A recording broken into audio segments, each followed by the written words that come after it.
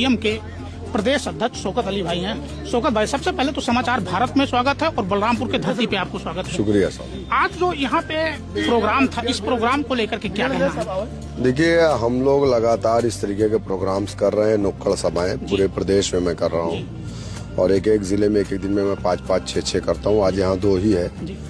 तो हम चूंकि सामने जिला पंचायत का इलेक्शन है और हम पार्टी के कैडर प्रोग्राम भी करते रहते हैं, तो समाज के अंदर थोड़ा पॉलिटिकल अवेयरनेस लाने के लिए, उनको बेदार करने के लिए हम लोग ये प्रोग्राम और पार्टी का जो मैसेज है उसको हम लोगों तक पहुंचा रहे हैं। तो उसको लेकर के आज पंचायत का चुनाव आ रहा है, 2027 का विधानसभा का तैयारी भी चल रही होगी आप लोगों को, किस तरीके से विधानसभा तैयारी है? नहीं, देखिए, पंचायत का इलेक्शन हमारा ये सेमीफाइनल है और इंशाल्लाह इस बार हम जो है बड़ी तादाद में जिला पंचायत सदस्य जिता के लाएंगे और 2027 में हम उत्तर प्रदेश में मजबूती के साथ अपना चुनाव लड़ेंगे। 2022 में तो हमारा ऑर्गेनाइजेशन नहीं था बहुत, और कहीं ना कहीं लोगों में एक परसेप्शन बनाया गया था कि बीजेपी हार रही है और हम जीत रहे हैं। ये कह करके हमारे समाज का वोट, जैसा कि अभी मैंने अपनी तकरीर में कहा इस बात को, कि हमारा समाज बीजेपी को हराने के लिए ही वोट डालता है और जितेंद्र और महेंद्र के झगड़े में अब्दुल अपनी मुंडी डाल देता है, बेचारा मार वही खाता है। जबकि यह जितेंद्र जीते या महेंद्र जीते, ये तो दोनों खालाजाद भाई है। तो मैं तो यही कहूँगा कि अपने समाज के लोगों से कि जितेंद्र महेंद्र के चक्कर में ना पड़ो, अब्दुल खुद अपना घर तामीर करे, वो इस लायक है, इस काबिल है।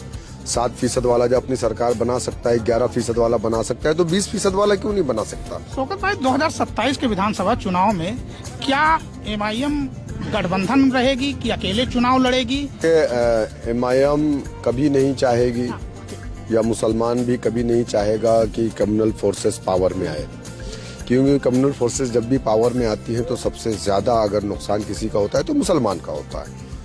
तो हम ये चाहेंगे कि जो भी एक अलायंस बने तो उसमें MIM को लिया जाए या जो है अलायंस उसमें लिया जाए, क्योंकि हम बिल्कुल नहीं चाहते कि मुस्लिम वोटों का बिखराव हो।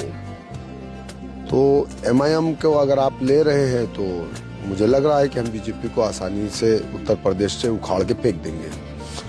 और दूसरी चीज़ ये है कि हम अगर मान लीजिए अलायंस नहीं हुआ, चूंकि मुस्लिम सियासत को नाम नहाद सेकुलर पार्टियां मुस्लिम लीडरशिप को अछूत समझती है। ये अपने गठबंधन में 4% राजभर उसको गठबंधन में अखिलेश ने लिया था, 11% ने साथ को बीजेपी ने लिया था, मौर्य समाज को भी लिया था, चौहान को भी लिया था, लेकिन हमें नहीं लिया था, जबकि हमारी आबादी 20% है उत्तर प्रदेश में।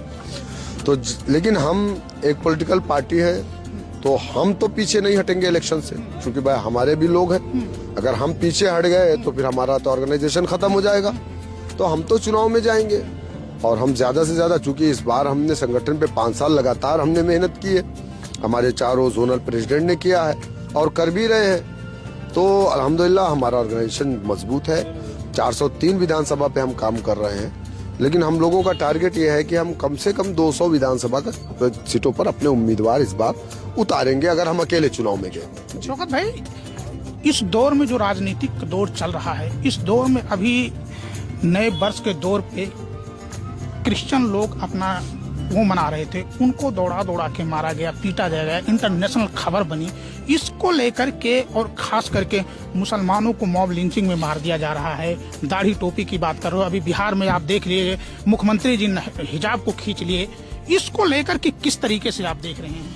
देखिए, बीजेपी हो या बीजेपी का गठबंधन हो, ये निहायत ही बदतमीज लोग हैं और ये लोग हमारे इस देश को, जो एक धर्मनिरपेक्ष देश है, इस देश के संविधान को खत्म करना चाहते हैं, मनुस्मृति को लागू करना चाहते हैं। आपने जितना बताया बहुत कम बताया है, इससे ज्यादा वाकयात लगातार हो रहे हैं। इस देश में अल्पसंख्यक महफूज नहीं है जिस तरीके से बांग्लादेश में अल्पसंख्यक महफूज नहीं है। बांग्लादेश के अल्पसंख्यक के साथ अगर जुल्म, ज्यादती, अत्याचार, अन्याय हो रहा है तो वो भी गलत है, लेकिन उसी गलती को सिर्फ बीजेपी मान रही है, सरकार मान रही है। लेकिन हिंदुस्तान में जो अल्पसंख्यकों के साथ अन्याय हो रहा है, जुल्म हो रहा है, तो उसे भी तो इकरार करना चाहिए ना। पाकिस्तान में अल्पसंख्यकों के साथ गलत हो रहा है, आप उसको एक्सेप्ट कर रहे हो, गलत हो रहा है, आप आवाज भी उठा रहे हो, आप यहाँ पर नाच भी रहे हो, तो गालियां भी दे रहे हैं, चलो ठीक है, अच्छी बात है, नहीं होना चाहिए। जुल्म इंसान नहीं बल्कि जानवरों के साथ भी नहीं होना चाहिए। लेकिन चूंकि ये जालिम लोग हैं, इनका मकसद ये नहीं है कि बांग्लादेश में क्या हो रहा है, इनका मकसद ये है कि बांग्लादेश का हवाला दे करके यहाँ के अल्पसंख्यकों को मारा जाए। सबसे बड़ा सवाल ये खड़ा होता है शौकत भाई कि जब बांग्लादेश में किसी दलित को मारा जाता है तो यहाँ पूरी बीजेपी लाभी सड़कों पे उतर जाती है, लेकिन वही जब इंडिया में या यूपी, बिहार, मध्य प्रदेश, राजस्थान में दलितों के ऊपर अत्याचार होता है और यही लोग अत्याचार करते तो उस पर ये चुप्पी क्यों साध लेते? तो मैं तो कह रहा हूँ कि वहाँ पर किसी हिंदू को मारा गया, उसको जलाया गया। शंभू ने जो मारा था जोधपुर में, वो क्या था? उसने भी तो मार के जला दिया था।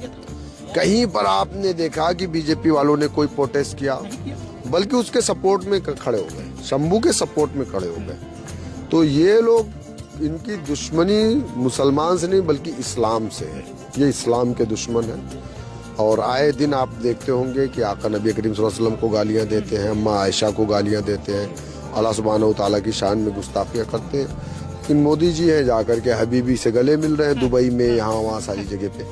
तो ऐसा नहीं है, जो लोग ये कर रहे हैं आगे चलकर ये इनके देश के लिए नुकसानदायक है। अच्छा, अभी ये जानना चाह रहे हैं बेसिकली एक पॉइंट से कि जैसे कि MIM यहाँ यूपी में 2027 में जो टिकट डिस्ट्रीब्यूशन होगा उस पर आपका फर्स्ट प्रायोरिटी क्या होगा?